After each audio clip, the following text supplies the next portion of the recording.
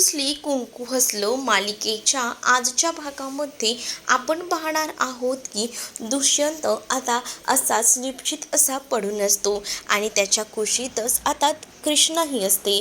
कृष्णाही त्याच्या कुशीत झोपलेली असताना तिचाही काही डोळा लागलेला नसतो. तीही आता विचार करत असते घडलेल्या सगळ्या गोष्टींचा. मग आता तिच्या डोक्यामध्ये सारखे सारखे तेच विचार येत असतात. मग आता दुष्यंत हा आता कृष्णाला म्हणत असतो की कृष्णा, तू मला सोडून तर जाणार नाहीस ना.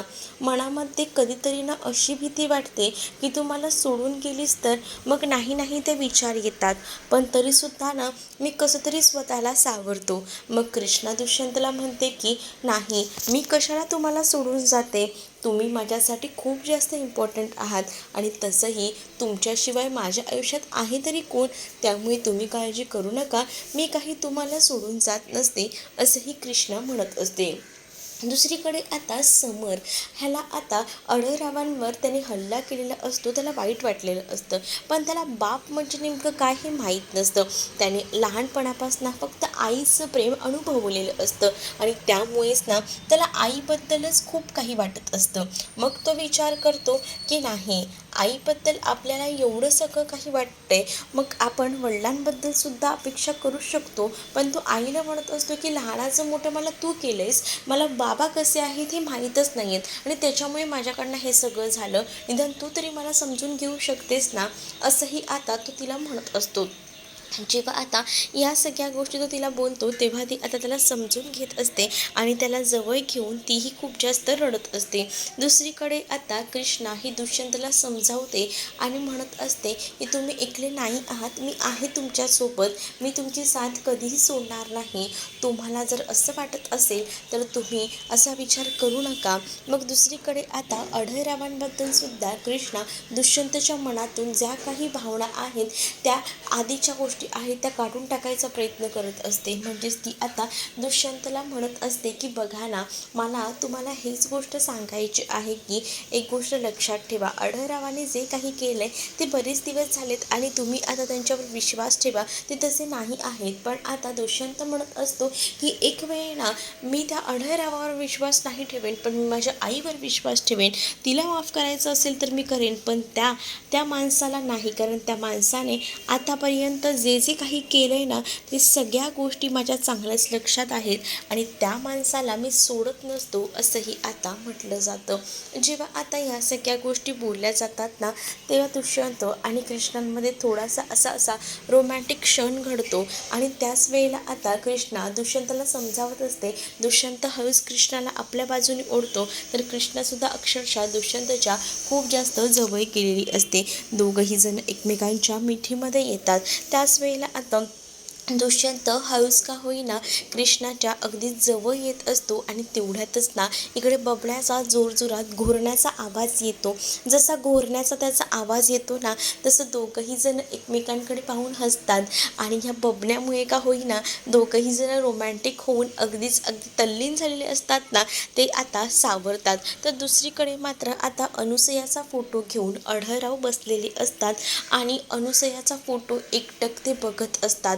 त्याच वेळेला आता त्यांना आता काही सुचत नसतं, डोक्याला लागलेलं असतं, तिथे बर्फानं शेकत असतात.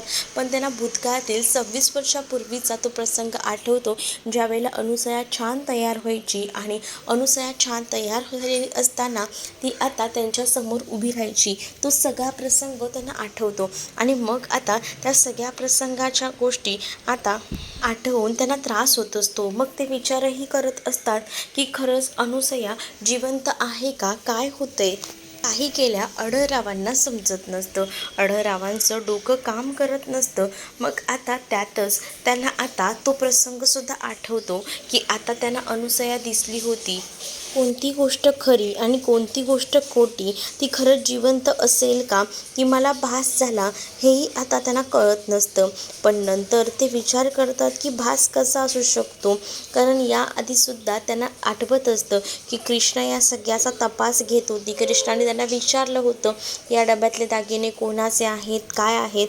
तो सगळा प्रसंग त्यांना आता आठवत राहतो. दुसरीकडे आता पाहायला मिळत असतं की बाळजा तिच्या रूममध्ये विचार करत असते आणि जेव्हा बाळजा तिच्या रूममध्ये विचार करते ना, तेव्हा मात्र आता तिचं डोकं काम करेनासं झालेलं असतं. ती विचार करते, पण मी अनुसयाला तर मारलं होतं, मग ती जिवंत कशी?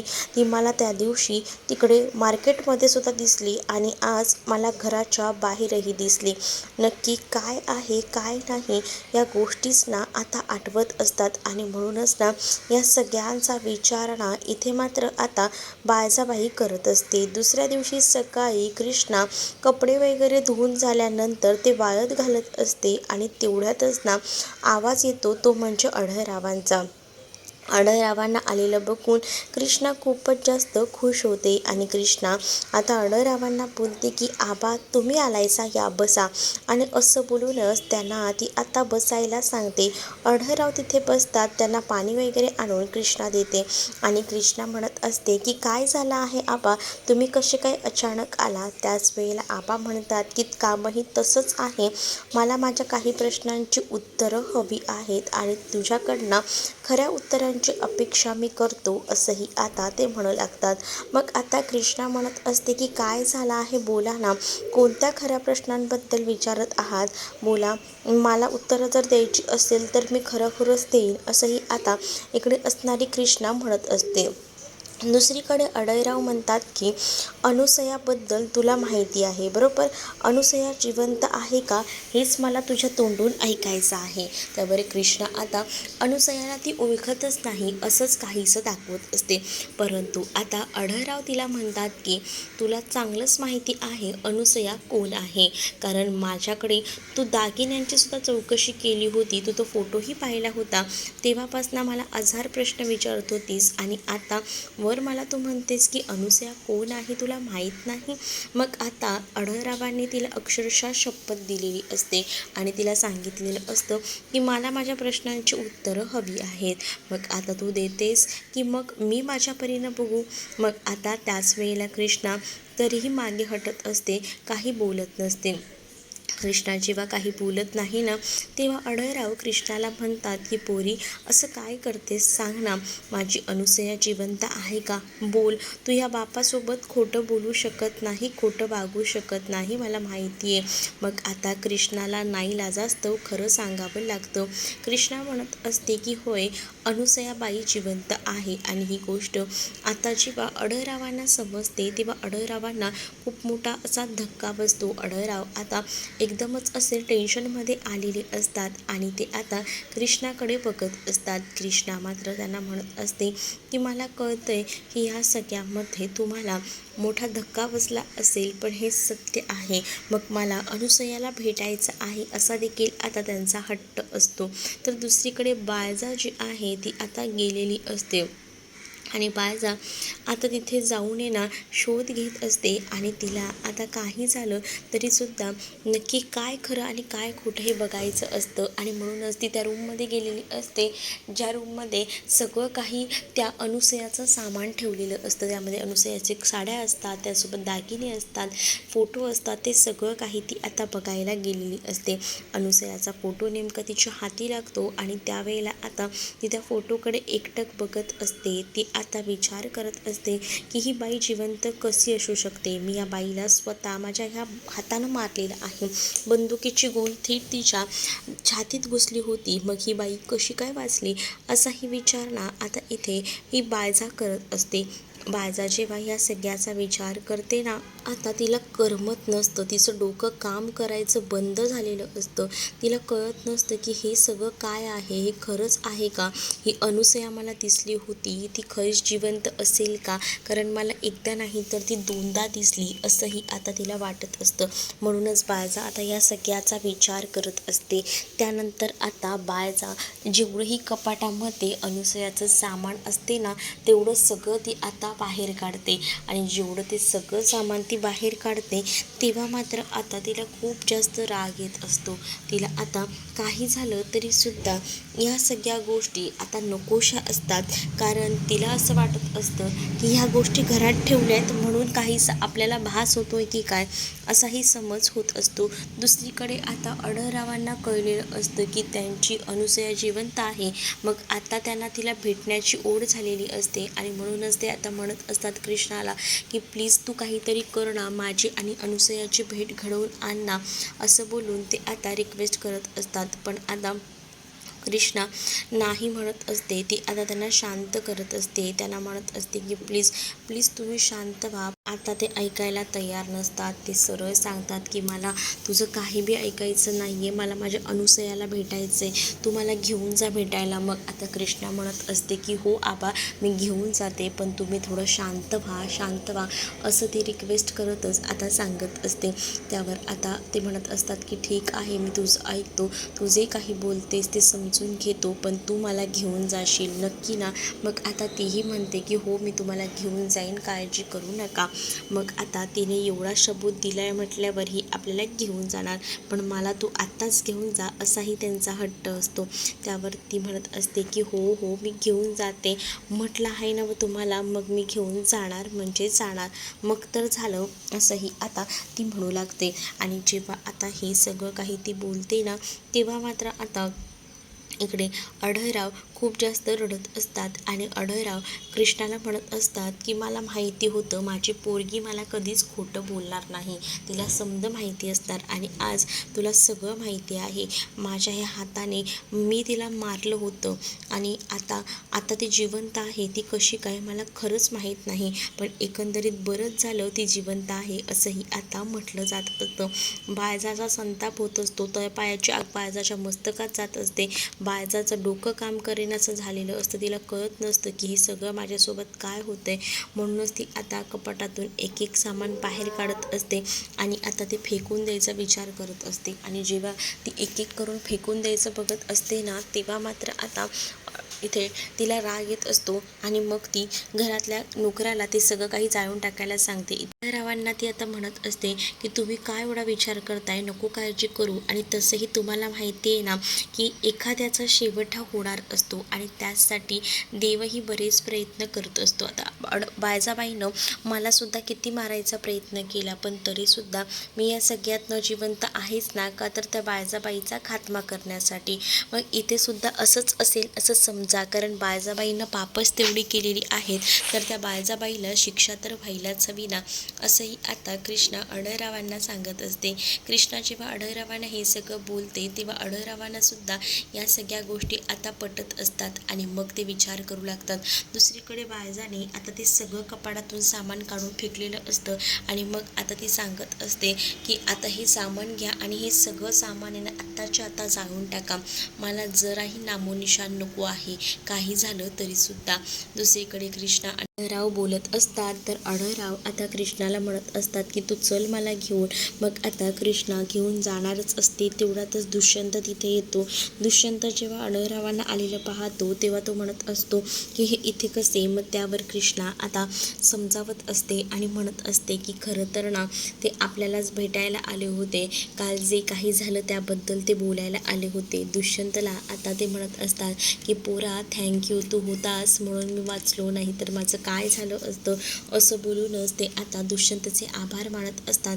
दुष्यंत म्हणत असतो की काल रात्री जे झालं ते झालं, त्याच्यासाठी पुन्हा इथे येऊ नका, शेवटी तू बापासाठी धावूनच आलास, मला माहिती होतं तुला बापाची या काळजी असणार, असंही आता अढळराव बोलत असतात. अढळराव जेव्हा हे सगळं काही बोलतात ना, तेव्हा मात्र आता लगेचच दुष्यंत म्हणत असतो की तुमचा काहीतरी गैरसमज होतोय, तुम्ही मला असं कसं बोलू शकता, मला ना मुळात आहे ना तुमच्याबद्दल काहीच वाटत नाही आणि त्यामुळे ना तुम्ही मला ना आता ह्या सगळ्या गोष्टी सांगूच नका, मला तुमच्याशी बोलायचं नाही आहे आणि माझा विचार पक्का आहे, असंही आता म्हटलं जातं.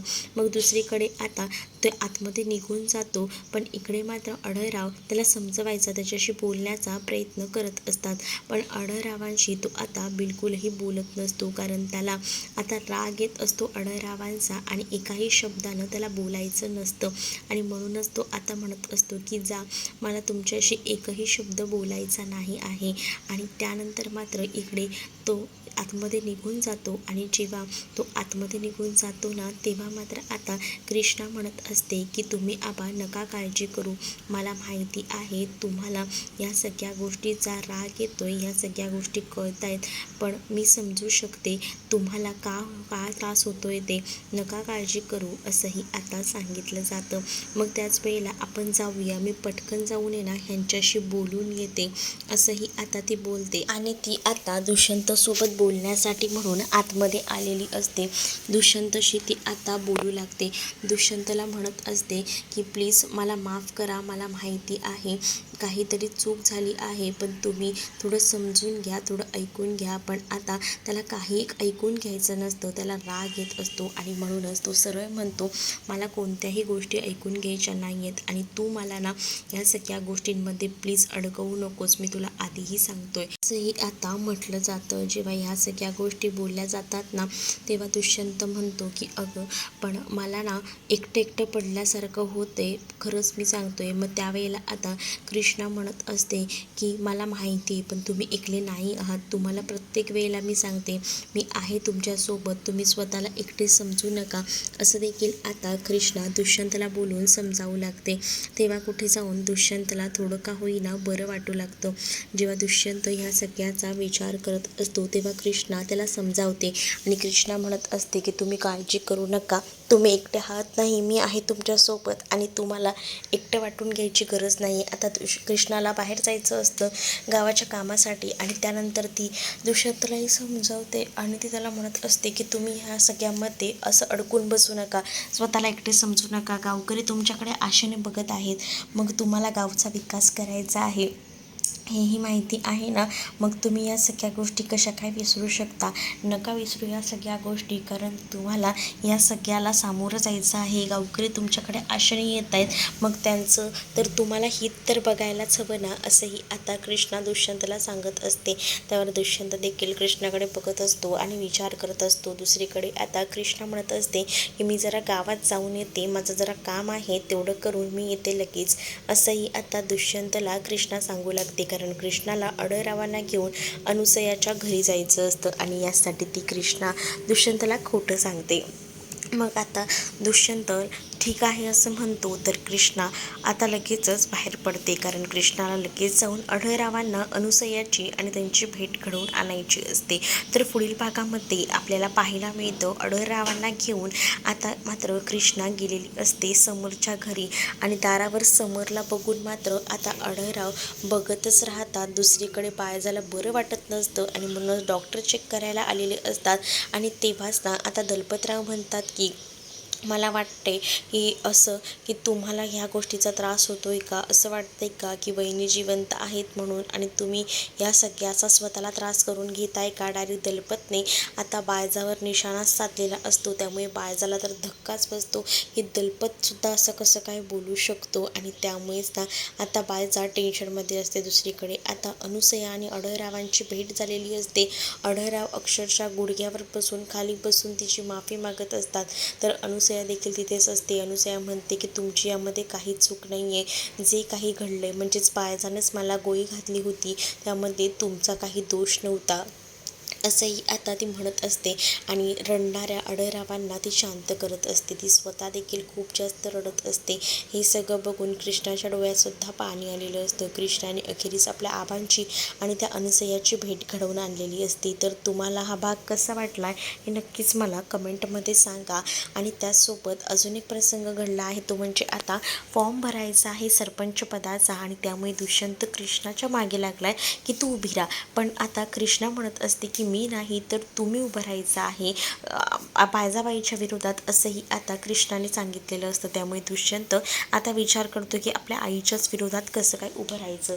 तर तुम्हाला हा भाग कसा वाटला आहे कमेंटमध्ये नक्कीच सांगा आणि असेच अपडेट पाहत राहण्यासाठी चॅनलला सबस्क्राईब नक्कीच करा. चला तर मग भेटूया पुढच्या भागामध्ये. तोपर्यंत टाटा बाय.